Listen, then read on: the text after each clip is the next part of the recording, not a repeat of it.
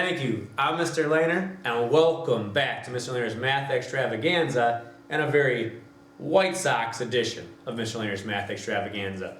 Hopefully you yourself at home are a White Sox fan and not one of those, should we say, North Side Cubs fans.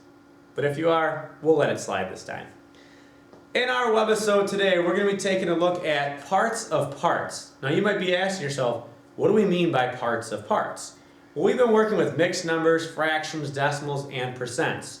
When talking about parts of parts, we're basically talking about fractions of a fraction, or part of a part.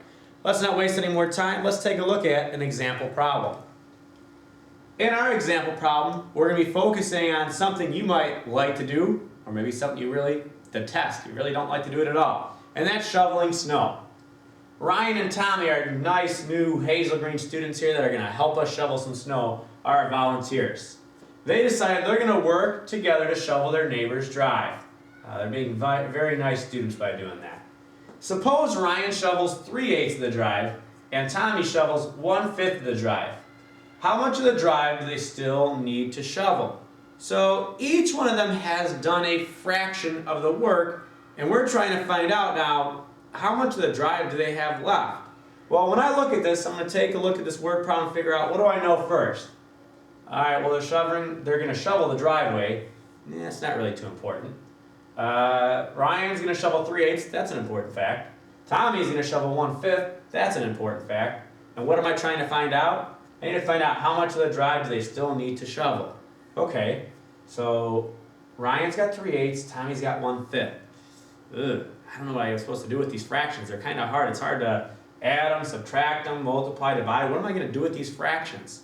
Well, I know that they both did the work. So if one did this portion of the work and one did this portion of the work, I'm going to add them to find the sum. Yeah, but one's in eighths and one's in fifths. That's not very nice and easy to add them together. Wait a second. What's that? You have an idea there at home? I'm glad I can hear you guys through the screen. Okay, find a common denominator. So maybe find the least common denominator between 5 and 8. Well, let's see, I know my multiplication facts. The least common denominator between 5 and 8 would be 40. Okay, let's take a look then.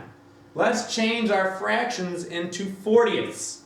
Well, if Ryan shoveled 3/8, I'm going to ask myself, how can I go from 8 to 40? Well, I'd have to multiply by 5. Well, if I multiply my denominator by 5 to get 40, what I do to the bottom part of the fraction, we have to do to the top. So if I did 5 times 8 to get 40, I must do 5 times 3 to get 15. So I could say that 3/8 is an equivalent fraction to 15 over 40. That would work. They're kind of like the same thing. Let's take a look at Tommy boy over here. Tommy shovels 1/5 of the drive. Well, I want to take 1/5 and I'm going to turn it into 40ths. So how can I get from my denominator from 5 to 40? I can multiply by 8. So 5 times 8 is 40. What I do to the bottom, I do to the top. So 8 times 1 would be 8. So 8/40ths is an equivalent fraction to 1/5. Well, now I made my life a lot easier. I have not equivalent, but I have denominators that are equivalent. They're both in the 40ths. Now I can add this very easily. 15/40ths plus 8/40ths is going to give me 23/40ths. So together they have shoveled 23/40ths of the drive. This means that they have 17/40ths left, or a little less than half of their work. Well, how did I know that they had a little bit less than half their work? Yeah, because 20 out of 40 would be half, and they have 17, so they have less than half to complete, which means they've done more than half of the driveway already. So again, I looked at my two fractions up here. I set them to an equivalent fraction with the same denominator, from 3/8 to 15/40ths and 1/5 to 8/40ths. I added them together to get 23/40ths, which let me know that I had 17/40ths left. And again, I'm using my units on here as we're working through. That was a lot. I'm kind of tired from that one. Luckily, I get to take a break, and it's time for you to get that pencil out, get that paper out, and get ready for this problem. Natalia and Daniel are baking an apple pie, and they need 3 3/5 bushels of apples. If Natalia gets 1 1/4 bushels of apples, how many more bushels do they need to pick? Go ahead and pause that video, see if you can solve one of these brain buster type problems. Okay, let's examine the problem. Okay, they're baking an apple pie. It's not that important. This is important. They're going to need 3 3/5 bushels of apples. So I know this needs to be the total right here. If Natalia gets 1 1/4 bushels already, I'm trying to figure out how many more bushels do they need to pick to equal 3 3/5. Okay, mixed numbers. They're trying to throw a little curveball at you here. All right, well, let's take a look. I know that in the last problem I worked with common denominators and found equivalent fractions to help add them together. Let's see if I can do this again for this one. I'm not going to even worry about the whole numbers. I'm not going to worry about 1 over here and 3 over here. So just kind of block them out of your memory for a minute. But I am going to look at 3/5 and 1/4. Well, I need to find a common denominator or the least common denominator between both of them. Well, I know the least common denominator between 5 and 4 is going to be 20. So I'm going to rename these two fractions using 20ths. So let's take a look here. What do I need? 3 3/5. I'm going to focus on just the 3/5. What do I have? I have 1 1/4. I'm just going to focus on the 1/4 right now. I know that if I set these to 20ths, I know that 1/4. How do I get from 4 to 20? I have to multiply by 5. So 5 times 4 would be 20, and 5 times 1 would be 5. So I renamed 1/4 as 5/20ths. These are equivalent fractions. Okay, what I did at the bottom I had to do to the top. Now with 3/5, I'm going to set this denominator to 20. How did I get from 5 to 20? Well, I multiplied by 4. So 5 times 4 is 20. What I do to the bottom, I do to the top. 3 times 4 is 12. So 12/20ths is the same as 3/5, and 5/20ths is the same as 1/4. Now I bring my whole number back here. Here's my whole number 1. Here's my whole number 3. This is going to make my life a lot easier because I have fractions that have the same denominator.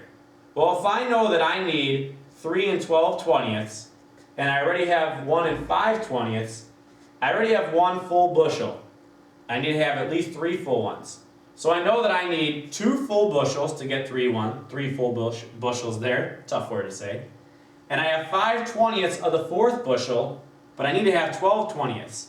So I still need 7/20ths of the next bushel to add in. So to recap very quickly, we still need 2 7/20 bushels of apples to make our apple pie.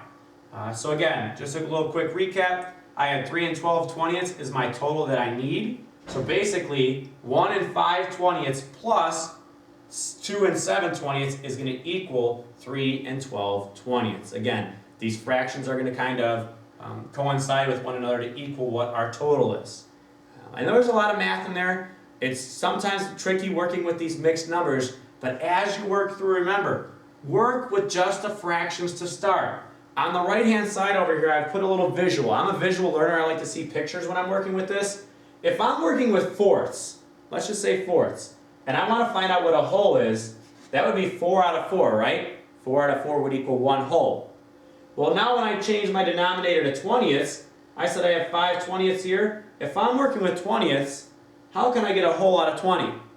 Well, it would be 20 out of 20 pieces. This is equal to this up here. The only difference is up here, if I break them apart, I'm breaking them up by 4.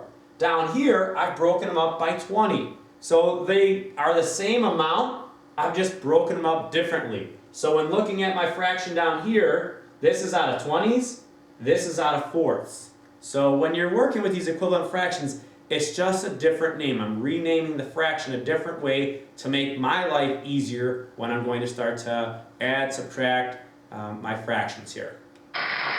Thank you for tuning into a home run edition of Mr. Lehner's Math Extravaganza. As always, we'll see you next time.